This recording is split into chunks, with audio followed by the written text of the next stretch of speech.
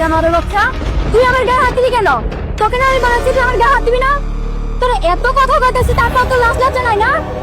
তো কত বড় সাহস, তুই আমার গায়ে হাত দিছস? তুই এখানে কিভাবে চাকরি করস সেটা আমি দেখে নিব। স্যার কত বড় বেয়াদব, সবার সামনে স্যার আমাকে অপমান করছে। স্যার ওরে আর ওর জামাই রে আজকে ধীরে ধীরে এখান থেকে বের করতে হবে স্যার। রুবেল, ভালো করে কাজ করো। হ্যাঁ এই ভালো করে করো না, ব্যথা হয়ে গেছে তো। আচ্ছা আমি বলছি অসভ্য জানোয়ার বেয়াদব বাতে, তুই আমার হাত কেন ধরছি? তোকে আমি কতবার বলেছি না তুই আমার আশেপাশে ঘুরবি না? এমডি সাইজে তোকে এতগুলো বকাবকি দিয়েছে, তোর কি লাজ লজ্জা নাই? তারপরে তুই আমার পিছু পিছু ঘুরিস কেন? বেয়াদব একটা লুচ্চু বাটা কোথাকার। এই সিমরি, তোর গলার সাউন্ড এত বড় কেন? হ্যাঁ, তোর সাউন্ড কিভাবে ছোট করতে হয় সেই ব্যবস্থা আমি করতেছি। এই ফ্যাক্টরিতে কাজ করবি আর আমার লগে সম্পর্ক রাখবি না। হ্যাঁ, এইটা কিভাবে করস সেটা আমি দেখে নিব। দল্লি সেন্সেন করে ওরে, কথাটা মনে রাখিস।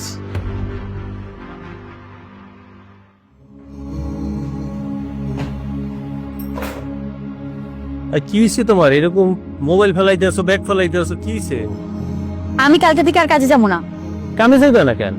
আর ওই যে আমাদের লাইনে সুপারভাইজার শোকত আছে না, হ্যাঁ, ও আমাকে খুব বিরক্ত করতেছে আর আজেবাজে প্রস্তাব দেয়, আমার গায়ে হাত দিতে চাইও। এই সমস্ত লোকের সাথে আমি কাজ করতে পারবো না, আর তুমি আর আমাকে কাজে যেতে বলবা না।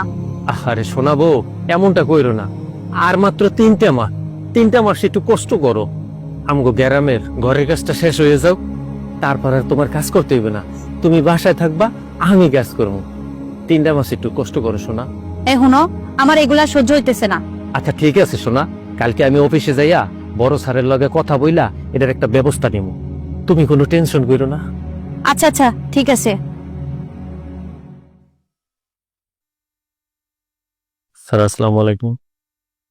ওয়ালাইকুম আসসালাম। স্যার আপনার সাথে আমার কিছু কথা ছিল। কি ব্যাপার, কি সমস্যা বলেন? 12 নম্বর লাইনের যে ফ্লোরে কাজ করে আমার ওয়াইফ লামিয়া, হ্যাঁ, ওরে ওই যে আমাদের সুপারভাইজার শকত আছে না, ও খুব ডিস্টার্ব করে স্যার। এর আগেও মনে হয় একবার আপনাকে কমপ্লেন করছে। ও স্যার চাকরি করতে চাচ্ছে না। আমি আজকে জোর করে চাকরিতে নিয়ে আইছি। আমরা গরিব মানুষ, গ্রামে ছোট্ট একটা ঘর দিছি স্যার, এখনো কমপ্লিট করতে পারি নাই। আমরা জামাই বউ দুইজনে মিলে যদি চাকরি না করি, গ্রামে ঘরটাও কমপ্লিট করতে পারবো না স্যার।